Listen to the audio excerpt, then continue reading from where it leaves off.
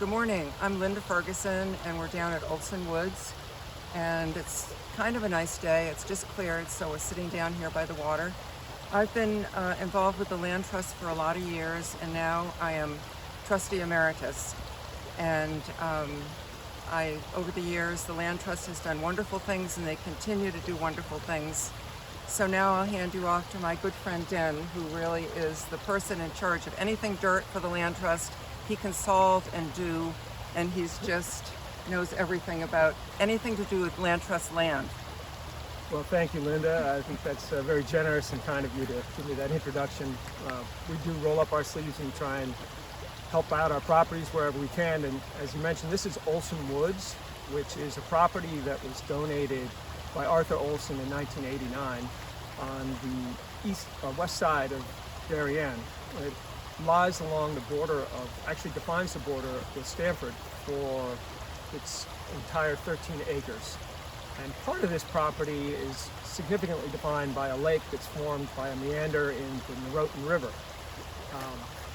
When I started with the Land Trust, Linda was one of the champions on the board advocating for active stewardship, and we've gradually over the last decade migrated from being reactive to proactive in stewardship, and this was an ideal property to illustrate the benefits to not only nature but to the community of doing that. And what I mean by that is that when I first was introduced to this property, as a new trustee, you're assigned a property and you have to inspect it annually, whether it's a property or an easement.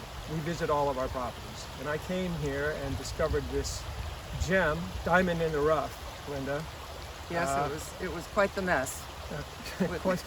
quite the mess. It was flourishing with vegetation and aquatic activity, but it was really a repository for anything that had washed into the Noroton River upstream of here. And the Noroton travels well into North Stamford and well into Upper New Canaan. And for a long period on the Stamford side, there was quite a bit of industry. And this was really just a place that was neglected. So there was lots of trash, lots of obstructions to the water flow, but clearly great potential. So in discussion with the board, Linda was, again, very supportive and sharing the concept of spending money on taking care of and improving our properties. And the board got right behind the idea. And I think the key thing after dealing with invasive plants here was finding out about the river, that it wasn't as bad as it had been in the 70s prior to the Clean Water Act. Since that time, it's gotten better in the watershed.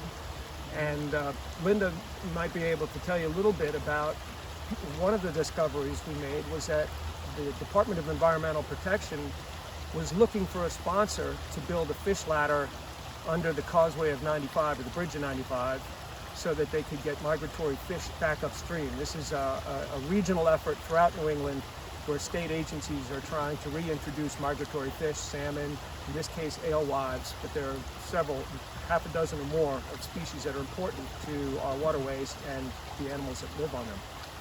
Well, this was kind of exciting addendum to the Olson Wood property. And back in the mid-50s when I-95 was put in, they constructed a culvert. And of course, this did not work well for the alewives because it created some kind of a waterfall, and the fish could not get past this impediment. And this was in place for 50 years before anything was done. So as Den mentioned, I think it was in 2007, Land Trust partnered with Save the Sound and Connecticut DEP, and after a lot of working through regulations and different things that they had to sort through, were able to build this fish ladder, which is down in the culvert, I believe, and it enables the fish to kind of jump into these little pools and then be on their way up the river. And these are migratory fish who live in the salt water, and then they come upstream into the fresh water to spawn.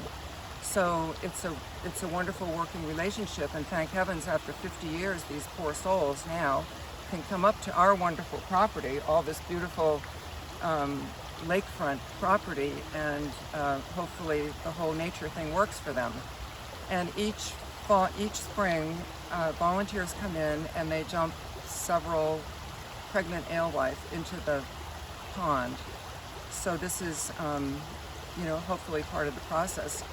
And as Den mentioned, the Land Trust has a big responsibility because the alewife like to have very clean water. So it's our responsibility to really keep everything not silted up and clean up here. And then the alewifes kind of do their thing from what I gather, and they kind of filter the water themselves.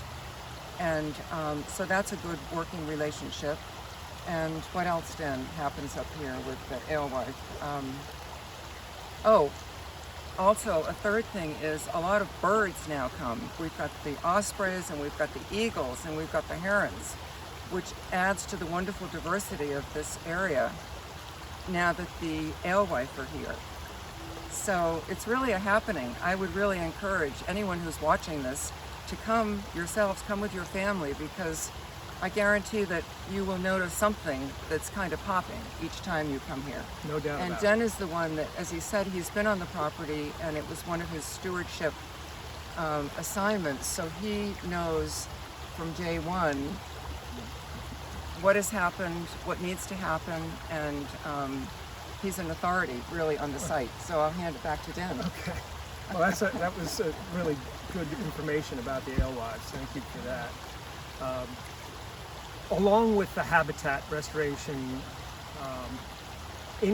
as an important element of the Land Trust mission, beyond preserving open space, improving open space, is to make what spaces lend themselves to it inviting for our community, so that our residents can come and enjoy and get connected with nature. So part of stewardship is removing hazards, responding to emergencies.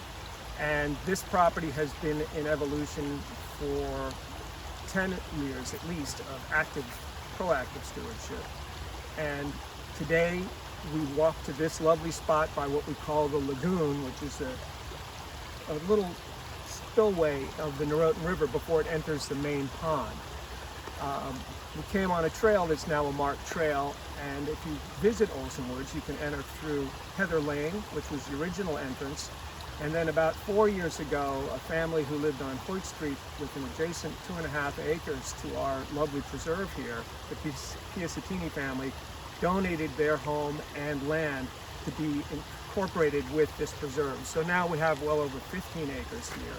And the beauty of that is that it's a completely different type of habitat than what we have here, which is mostly floodplain. It's lush woods, but when heavy rains come, it comes through. So it's, as Linda said, it's always changing. Different storms will bring different bird life in. Seasonally, you'll have fowl migrating and using our pond as a resting spot. You have mergansers and wood ducks that'll nest here throughout the mating season. It's just a wonderful scene. As we incorporated Piacentini, we developed where the house was in the yard into a meadow. So now we have an upland meadow, we have woodlands, we have wetlands, we have a river. It's a really diverse place. And if you walk all the trails, there's over a mile's worth of marked trails here now. So please come visit. And as an encouragement for visiting, this year is our 65th celebration. There's a trails challenge. If you come to the Heather Lane entrance, you'll see a gate. Sign in, join the fun, walk the trails, and just be part of something that's really great in the community. So we're trying to help people get connected with nature, provide a resource for not only just our recreational birders, but also school groups use our different properties, particularly Dunlop and Selleck Woods, which we manage in conjunction. So thanks for paying attention, and come visit soon.